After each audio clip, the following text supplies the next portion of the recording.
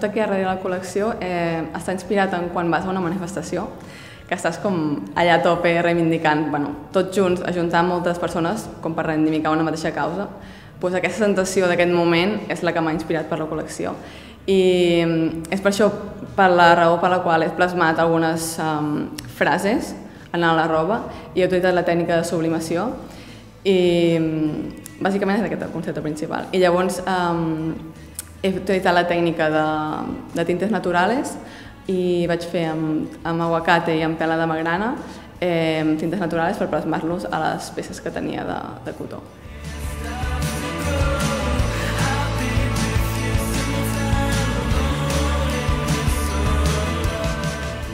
Molt enriquidora professionalment i a nivell de tot, bàsicament, perquè és un concurs, llavors hi havia com diferents fases. La primera fase és que tu aplicaves amb la teva proposta, amb plans i dissenys, i llavors hi havia la segona fase que eren els 30 finalistes, i llavors si passaves a la final eren 10 finalistes i en aquest moment és en el moment que havies de començar a crear la teva col·lecció, vull dir, plasmar-la, fer els patrons, cosir, tot. I l'experiència durant la setmana que vam anar a Hong Kong a presentar la col·lecció, que és com el moment més gratificant perquè coneixes els altres finalistes i veus realment com ha estat tot organitzat i el desfile, bàsicament, que és el més important. Va ser brutal, tot superben organitzat, durant la setmana vam fer diferents activitats, vam anar en una fàbrica a Vietnam a veure rotllo com es produïen les prendes a dintre, que això és una cosa que si no tens un contacte no pots veure, vull dir, és una oportunitat molt bona. Durant la setmana també vam fer com una mena de challenge amb grup que havíem de dissenyar un outfit per la presentadora la presentadora que presentaria el desfile. I llavors hi havia la passarel·la, que va ser el moment, l'últim dia i el moment que teníem més emocions i que havíem estat tota la setmana aguantant allà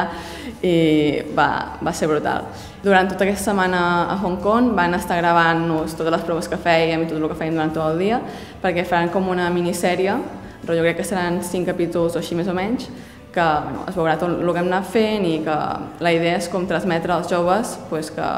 la moda sostenible té un forat en aquest món. O sigui, el nivell va ser... Quan vam arribar ja vam veure que el nivell era super alt perquè abans d'anar a Hong Kong havíem vist com les propostes en els figurins però no sabíem realment com eren les col·leccions perquè de vegades canvia molt de veure un figurín a veure la prenda acabada. I això, però jo era molt i molt fidel a la meva proposta i estava superorgullosa, llavors sí, creia que tenia possibilitat i no esperança però que havia treballat molt dur, llavors per què no. Una part del segon premi de Redress era una mentoria amb Úrsula de Castro. És una persona molt influent en el món de la moda sostenible i és la creadora de Fashion Revolution i crec que és una gran oportunitat com per intercanviar idees o que ella em doni la seva opinió sobre un tema i no he pensat molt específicament però que